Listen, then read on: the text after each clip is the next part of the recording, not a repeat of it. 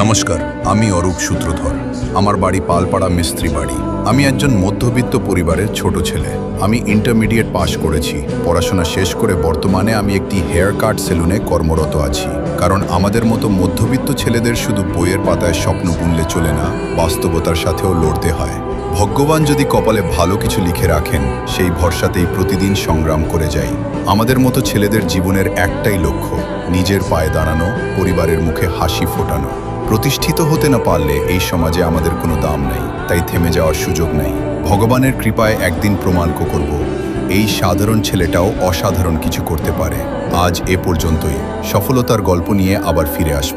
সবাই আশীর্বাদ করবেন। নমস্কার।